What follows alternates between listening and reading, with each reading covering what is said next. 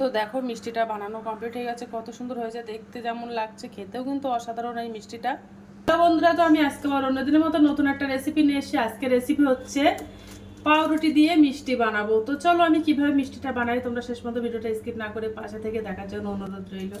তো এই মিষ্টিটা বানাতে দেখো আমি পাউরুটি নিয়েছি, তো এর থেকে আমি অর্ধেকটা পাউরুটি নিয়ে নেব।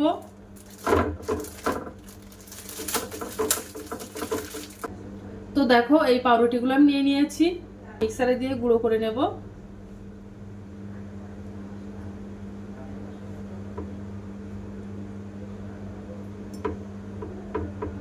তো দেখো পাউরুটিগুলো গুঁড়ো করে নিয়েছি, আর এইগুলো হয়েছে উনানে একটা ফ্রাইং প্যান দিয়ে দিয়েছি। এবার আমি পাউরুটির গুঁড়োগুলো পাউরুটির গুঁড়োটা আমি লাল লাল করে একটু ভাজা মতো করে নেব। অনবরত নাড়তে থাকবো, তা নাহলে নিচে গুঁড়োগুলো পুড়ে যেতে পারে।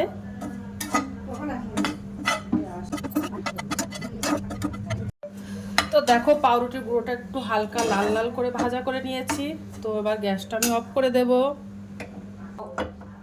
তো পাউরুটি গুঁড়োগুলো ভাজা হয়ে গেছে, এবার আমি 3 চামচ মতো চিনি ফ্রাইং প্যানে দিয়ে একটা চিনির ক্যারামেল বানিয়ে নেব।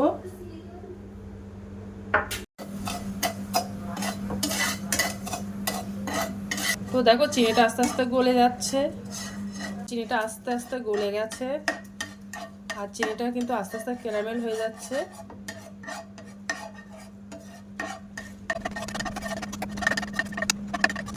এই চিনিটা কিন্তু ক্যারামেল করে নিলে মিষ্টির কালারটা হেবি সুন্দর হয়, তার জন্য চিনির ক্যারামেল বানিয়ে নিলাম।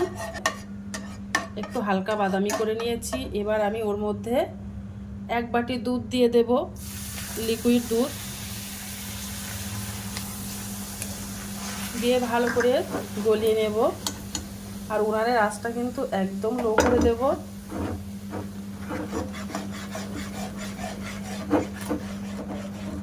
তো চিনিটা গলে গেছে, চিনিতে আমি হাফ বাটি চিনি দিয়ে দেবো। এর মধ্যে 100 গ্রাম চিনি আছে।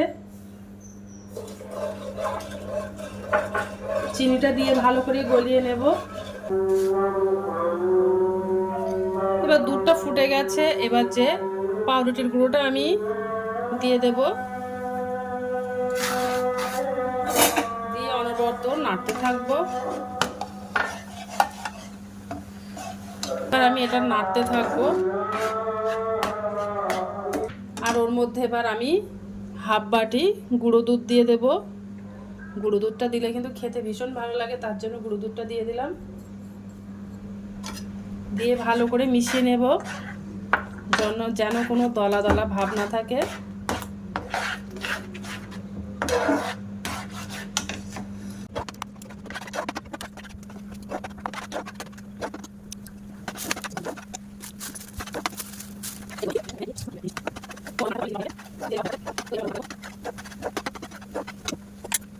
ওর মধ্যে একটু ঘি দিয়ে দেব। ঘিটা দিলে খেতে ভালো লাগে আর একেবারে নিচে লেগে যাবে না।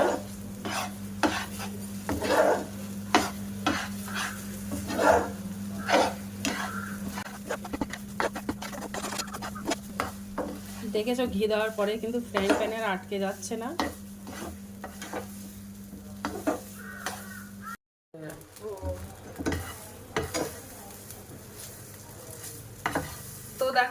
তো দেখো একটা টিফিন বক্স নিয়েছি, এর মধ্যে আমি মিষ্টিটা সেট করে নেব। আর এর মধ্যে একটু ঘি দিয়ে দিয়েছি, ঘিটা দিয়ে ভালো করে মাখিয়ে নেব সব দিকে।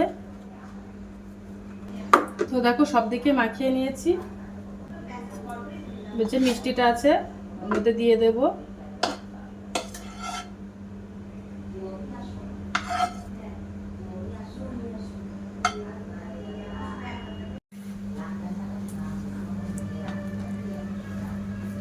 তো এইভাবে দিয়ে সেট করে নেব। তো দেখো সেট করে নিয়েছি, এবার আমি 30 মিনিটের জন্য ফ্রিজে রেখে ঠান্ডা করে নেব। তারপর তোমাদেরকে দেখাবো যে কেমন হয়েছে। পরে 30 মিনিট হয়ে গেছে, ফ্রিজ থেকে নিয়ে এনেছি, আর দেখো যে কত সুন্দর জমে গেছে। এবার আমি একটা প্লেটে ঢেলে দেখাবো তোমাদের কেমন হয়েছে। তো দেখো, তো এবার কেটে নেব মিষ্টিটা। তো দেখো আমি সুতো নিয়েছি। তো তো এইভাবে কেটে নেব।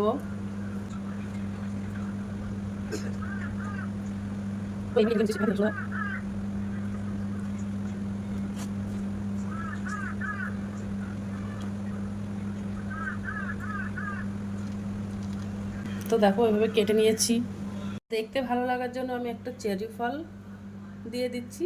জাস্ট এটা দেখতে ভালো লাগার জন্য তোমরা যে কোনো ড্রাই ফ্রুটস দিয়ে বানাতে পারো।